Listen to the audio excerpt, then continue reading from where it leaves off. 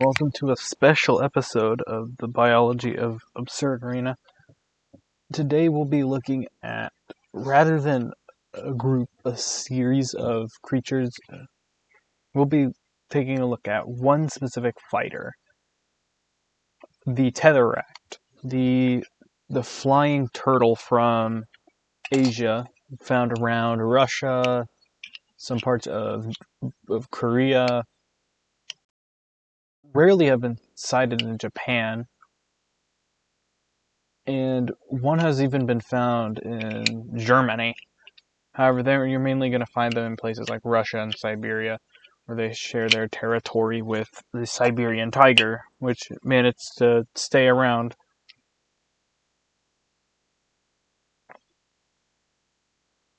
Shit.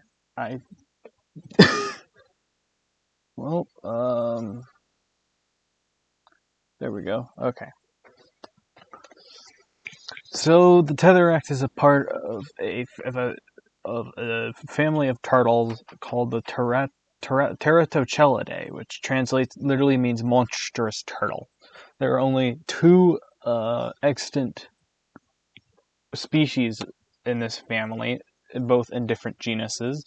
The Tethurus in the genus, Tethurus, which shares somewhat the same territory of the Tetheract, but has also been found in parts of China and some mountain areas in Asia. And one was reportedly found in India, but that is still unconfirmed. And Tethurus, I don't know what that means, so I'm gonna have to search that up soon. Then we get to this larger cousin, the Tetheract, which has an interesting evolutionary history. First of all, the Tethurus here has the same body plan as something as a dromaeosaur or an oviraptorid, but mainly a dromaeosaur with the legs. Here instead of having these zygodactyl feet like with the Tetheract here, it has these sickle claws, which are not used for slashing. I don't know why people think they are used for slashing. They're used for holding on.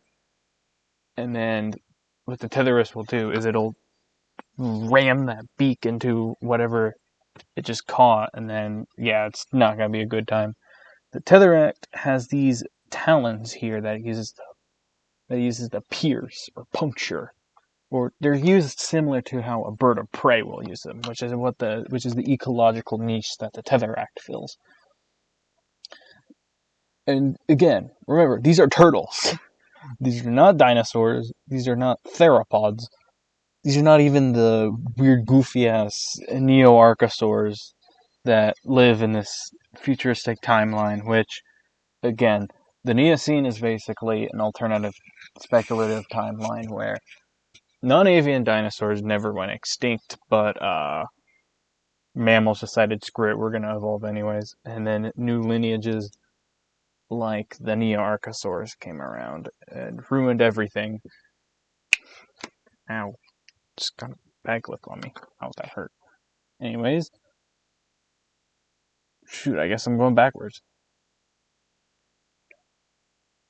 So, here's a transitional type thing where a basal teratochelid goes from this to this. Here, I don't know when the evolution starts, but this is a basal. This is an extinct turtle that was discovered. This isn't a real species or genus. I hope not. I swear, paleontologists, you ruin my fun. Sometimes you did that with Archaeovenator. I don't want you to do this with the turtle. Anyways, and then this guy gets slightly longer legs and a slightly more extended third finger on both hands, and then the legs become a bit longer, and its tail slowly becomes a bit longer as well. It becomes slightly more theropod-like, and soon it starts developing these serrations on the beak that almost look like teeth or plates, kind of like the extinct placoderms like Dunkleosteus, and then that finger becomes even longer, and then membranes start to develop on that finger, and the toes become zygodactyl. If we're talking about like the Tetheract, then instead of this, one of the claws becomes more. It doesn't go to zygodactyl. It goes more raptorial in a way. I don't even know if I'm using that right. So this is the wing anatomy of a Tetheract. This is what it looks like on the outside, and this is my horrible renditioning of a bone hand. Not the best renditioning, I know, but I tried. And this right here is made up of membranous tissue and soft tissue, rather than feathers like in a bird. However, it also slightly resembles the flipper you see on marine turtles, which I guess you could technically consider this like a flipper used for flying or swimming through the air. Because again, these are turtles we're talking about, not dinosaurs. The Archelosauria is a weird group, I swear. Now we gotta consider what it takes for an organism to fly. So I have a little vertebrate flight thing pulled up here.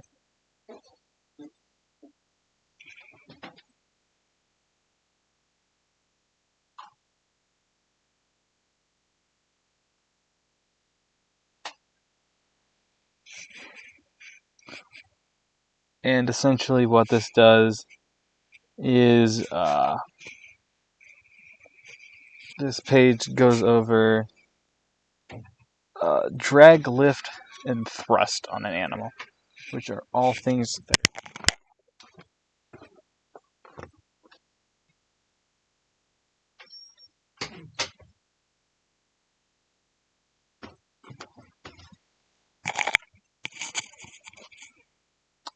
as I was saying before I got rudely interrupted. So drag is a force that is exerted on an object that is moving through like a fluid. I didn't know air was a fluid, but okay. But essentially, from what I've learned, if you got a really long tail and you're about, where the hell is it? Okay, I gotta go digging through my pivot files. God damn it! And you're taller than a human, then it's not gonna be looking too good for you. In terms of flight, you're gonna have a lot of force exerted on you, and you're not gonna be a very stable flyer. And look at how long the Tetheract's tail is here. And I also want to point out that the shell, the Tetheract and Tetheract's shell is still there, but it's less used for protection. It's more used for like a display. So essentially, it can't go into its shell. However, instead of needing its shell, it's got razor-sharp serrations in its beak and talons. And for the Tetheract, it's got arms with claws on them that it can use to slash at opponents, and they could use that tail as a whip. But that'd hurt the Tetheract more than it'd hurt the animal it's attacking. And another thing about the Tetheract, similar to modern day robber flies, the Tetheract will try orienting the prey item around so it like literally can't do anything to fight back.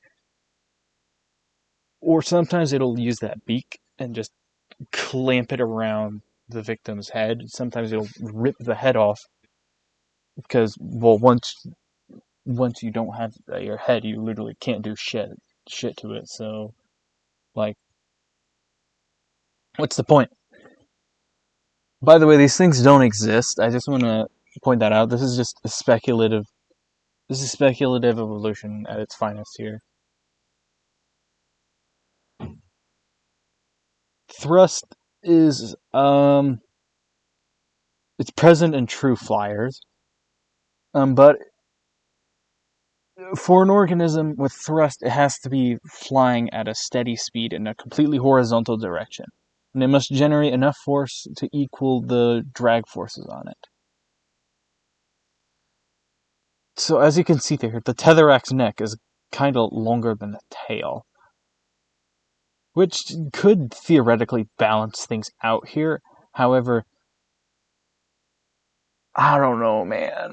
I think it could still fly in a way, or at least maybe glide, kind of like a turkey vulture.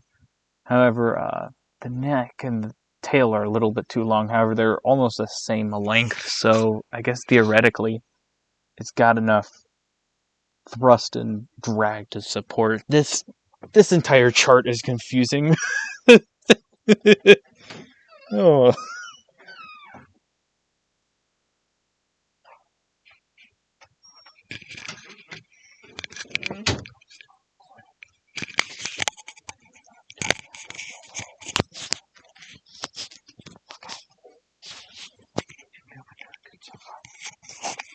So anyways, as I was saying, so drag is the force from here, thrust is the force from in the front.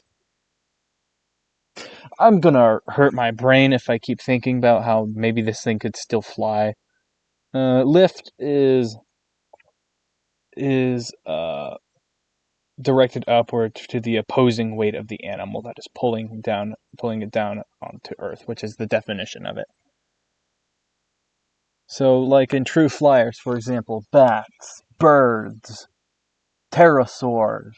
It turns out that Microraptor, a dromaeosaur, could actually have powered flight. And, of course, the Neoscene's amphitheres, which Neoarchosaurs ruin everything. And some species of harrier that resemble seagulls have developed powered flight. Tetheract here is kind of got something going for it. The Tetheract, despite being taller than a human, is actually surprisingly pretty light to allow it to fly. Because, well, once you become a bit larger, it's still heavier than most of the other turtle and tortoise species. However, it's still light enough to fly. So I think some of the largest extant tortoise species today would outweigh the Tetheract. I don't know how much this guy weighs. I don't go into weight like that, but this is light enough to fly while still being as tall as a human. In which thing here is lift and weight are checked because, well, it's got that going for it. However, I'm still not sure about thrust and drag. You guys let me know in the comments how that is faring for this unfortunately designed feller. And I have made this because I thought that maybe this would be better for it. It just looks goofy as hell, though. But I mean, it's got something better for it because these legs are long as hell, but like it's mainly focusing on this right here. So in short, I don't think the Tetheract, if this guy evolved in real life, first of all, I'd be extremely surprised if this guy could evolve. Because also this guy would have to be competing with birds, which birds ruin everything. But in short, I think maybe something like this would still not exist because one, it looks goofy as hell, but two, I don't think turtles are ready for flight yet. They can already quote unquote fly in the water. So we're not ready for flying turtles yet. However, I do think maybe this guy could still fly. Because the whole thrust and drag thing, that's gonna cause me to go insane, and I'm already insane. I play engineer in Team Fortress 2. It doesn't go well, so yeah. So if you like this quick video discussing on whether this goofy off fellow could fly, please like, subscribe, comment. It really helps me out a lot, and I appreciate it. Planning on trying to set up my Patreon, so if you want to support the channel, you can support it through there. because I don't want to get monetized. I'm not even ready to get monetized yet. I'm not that far. Try getting my main channel. Try getting this channel to 100 subs and getting my main channel to 400 subs. I'd really appreciate it. So yeah.